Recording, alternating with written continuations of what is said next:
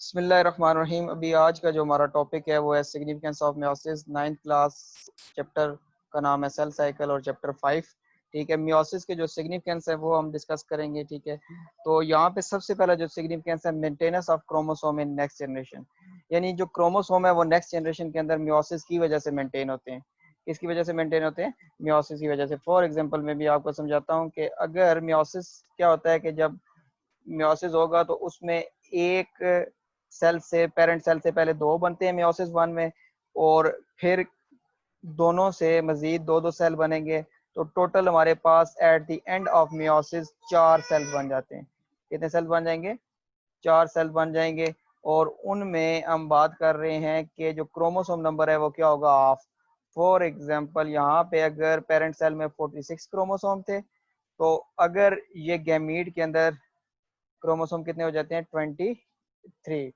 ये सारे जितने भी ये जो हमारे पास सेल बनेंगे, ये अगर एक पेरेंट के अंदर ये जो गैमीट्स बन रहे हैं, अगर हम बात करें स्पर्म है, ठीक है, 23 क्रोमोसोम होंगे। इसी तरह जो दूसरे पेरेंट है उसमें भी कितने क्रोमोसोम होंगे? जो अगर एग सेल है 23। तो जब fusion of sperm and egg होता है that is known as fertilisation. एक पेरेंट से 23 क्रोमोसोम आ रहे हैं, दूसरे पेरेंट से भी 23। जब इन दोनों का फ्यूजन होता है तो अगेन जो नेक्स्ट जनरेशन है उसके अंदर 46 क्रोमोसोम हो जाते हैं। अगर फॉर एग्जांपल मियोसिस ना होता, ठीक है, 46 क्रोमोसोम ही अगर आते एक गैमीट में और दूसरे से भी 46 आते, तो फिर तो आप देखें 92 वो बन जाते। तो नेक्स्ट जनरेशन के अंदर जो मेंटेनेंस हो रही है क्रोमोसोम की वो किस वजह से रहती है? ड्यू टू हम क्या पढ़ेंगे उसको? मियोसिस। ठीक है, तो मियोसिस क्या चीज है? Essential for sexual reproduction. ठीक है, in human diploid gamete mother cell. ये डिप्लॉयड गैमीट मदर सेल होता है। और जर्म लाइन सेल, जो जर्म लाइन सेल है जिससे आगे गैमीट बनेंगे, उसमें क्रोमोसोम क्या होते हैं? पेयर की फॉर्म में होते हैं। ठीक है, मेल। और जब मियोसिस कंप्लीट होता है, यानी diploid gamete mother cell germ line undergo meiosis and produce a haploid gamete. 46 chromosome से ये डिप्लॉयड थे, 2n था, और एट द एंड हमारे पास, ये हमने पीछे बहुत डिटेल से पढ़ चुके हैं। ठीक है, 2n से हमारे पास क्या बन गए? n बन गए, हैप्लॉइड सेल बन गए। अब कह रहा है जब मेल एंड फीमेल गैमीट्स जब आपस में यूनाइट करते हैं तो उससे एक जाइगोट बनता है। Zygote is a single cell. Zygote क्या चीज है? जब 23 एग के क्रोमोसोम और 23 जो है स्पर्म सेल के क्रोमोसोम आपस में ज्वाइन करेंगे, ठीक है, फ्यूजन करेंगे, उससे एक सिंगल सेल बनेगा, that is known as zygote. और जाइगोट में दोबारा से क्रोमोसोम क्या हो जाएंगे? मेंटेन हो जाएंगे, 46 आ जाएंगे। इस जाइगोट से आगे जितनी भी ग्रोथ होती है, जितनी भी डेवलपमेंट होती है, वो बाय माइटोसिस होती है। सिर्फ और सिर्फ जो गैमीट्स बनने का अमल है उसमें मियोसिस होता है। बाकी आगे जो जाइगोट है उससे आगे जितना भी प्रोसेस होता है वो सारे के सारा क्या होता है? माइटोसिस से होगा। तो ये यहाँ पे repeated mitosis and develop into new diploid human. अच्छा, एक और चीज बता रहा है यहाँ पे, many haploid fungi. Many haploid जो फंजाई है, हैप्लॉइड फंजाई का मतलब क्या है? कि उसके क्रोमोसोम पेयर की फॉर्म में नहीं है। या जो प्रोटोजोन वो भी क्या है? हैप्लॉइड है। तो उनमें जो गैमीट्स बनते हैं वो माइटोसिस से बनते हैं। आपने ये बात मेरी बहुत गौर से सुननी है। अगर फॉर एग्जांपल किसी ऑर्गेनिज्म के अंदर 2n है, यानी डिप्लॉयड है या क्रोमोसोम पेयर की फॉर्म में है, उसमें जो गैमीट्स बनेंगे वो मियोसिस से बनेंगे। किससे बनेंगे? मियोसिस से। क्योंकि मियोसिस का काम क्या है? 2n को n में कन्वर्ट करना। ठीक है, क्योंकि मियोसिस को जब हमने डिटेल में पढ़ा था और उसमें मैंने बताया था फर्स्ट स्टेज के अंदर जो 2n है वो हैप्लॉइड में कन्वर्ट हो जाता है, और सेकंड के अंदर जो हैप्लॉइड है उससे हैप्लॉइड ही रहता है। ठीक है, तो लेकिन ऐसे ऑर्गेनिज्म जो पहले से ही हैप्लॉइड हैं, यानी उनके अंदर जो हमारे पास हम बात करेंगे, उनके अंदर हमारे पास जो फॉर एग्जांपल हमने ये बात करनी है कि पहले से ही क्रोमोसोम पेयर की फॉर्म में नहीं है, तो वो क्या हो जाएगा कि उसमें माइटोसिस होगा। क्या चीज होगी? माइटोसिस। अब आपको मैं एक और चीज समझाता हूँ कि लाइफ साइकिल इन प्लांट। ठीक है, ये आपने समझना है, यहाँ तक बहुत इंपॉर्टेंट है। ठीक है, इसके लिए मैं आपको 10th क्लास में से जो डायग्राम में अगर दिखा सकूं, ठीक है, तो वो मैं आपको दिखाता हूँ और उधर से ही मैं एक्सप्लेन भी कर देता हूँ। अच्छा, अभी आप ये देखें जो प्लांट्स के अंदर जो प्रोसेस हो रहा है, ठीक है, उसमें ये जो स्पोरोफाइट है ये 2n है। ठीक है, स्पोरोफाइट के अंदर मियोसिस होता है और उससे क्या बन रहे हैं? स्पोर, जो कि n है, n 1n। और फिर स्पोर जो है माइटोसिस से क्या बना रहा है? गेमिटोफाइट। और जो गैमीटोफाइट है वो आगे गैमीट्स बना रहा है माइटोसिस से, यानी मेल गैमीट और फीमेल गैमीट बनते हैं, और वो जब गैमीट्स यूनाइट होते हैं दोबारा से क्या बन जाता है, जाइगोट, और फिर जाइगोट माइटोसिस से क्या बना रहा है, स्पोरोफाइट। अभी आप इसको समझेंगे कैसे। फॉर एग्जांपल एक जो बड़ा पौधा है, ठीक है, दैट इज अ स्पोरोफाइट। क्या चीज है, एक जो बड़ा प्लांट है that is a sporophyte. Sporophyte के ऊपर एक आप समझ लें फ्लावर प्रोड्यूस हो रहा है, एक तो नहीं बहुत ज्यादा होते हैं, ये फ्लावर है, फ्लावर के अंदर गैमीटोफाइट बनेगा। यानी जो स्पोरोफाइट है वो एक बड़ा दरख्त है, ठीक है, बड़ा पौधा, उसके ऊपर जो फ्लावर के अंदर स्पोर प्रोड्यूस होंगे, क्या प्रोड्यूस होंगे, स्पोर। किस प्रोसेस के थ्रू प्रोड्यूस होंगे, मियोसिस से। बड़े पौधे के अंदर, ठीक है, जो स्पोरोफाइट है उसके जो है ना फ्लावर्स के अंदर स्पोर प्रोड्यूस होंगे, किसके थ्रू, मियोसिस के थ्रू। अब स्पोर से क्या बनेगा, गैमीटोफाइट। गैमीटोफाइट कौन सा हो सकता है, एक तो उसको हम कह सकते हैं मेल गैमीटोफाइट, ठीक है, एक ही जगह पे भी हो सकते हैं मेल और फीमेल गैमीटोफाइट।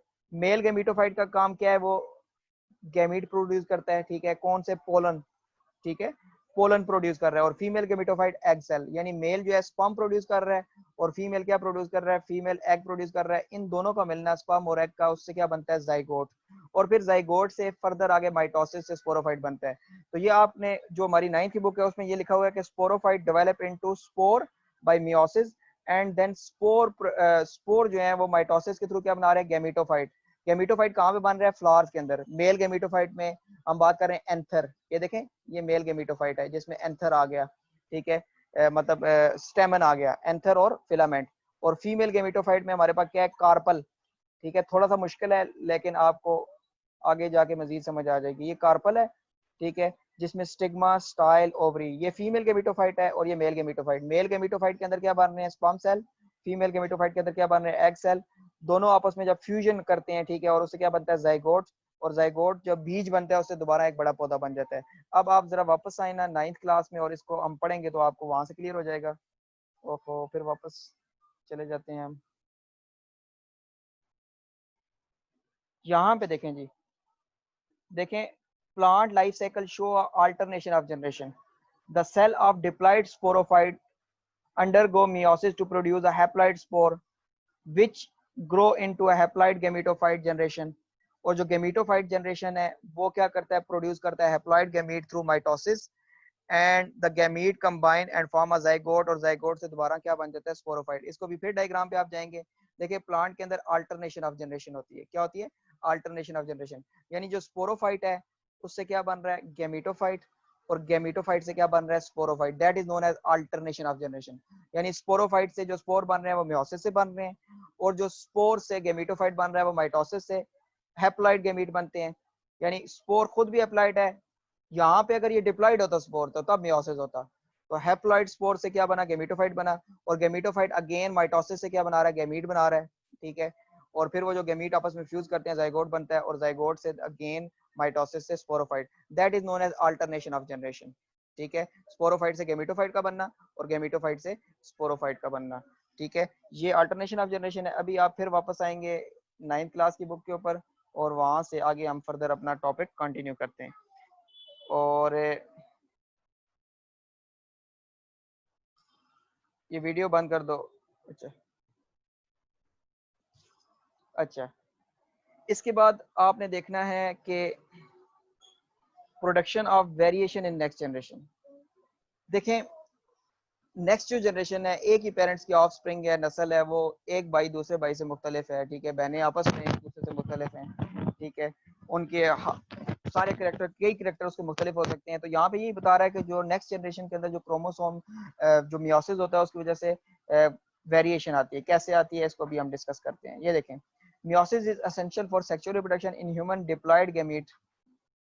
ये दोबारा मैं बता रहा हूँ, ये यहाँ से नीचे आ पाएंगे और इसको देख लेते हैं। Production of variation in next generation.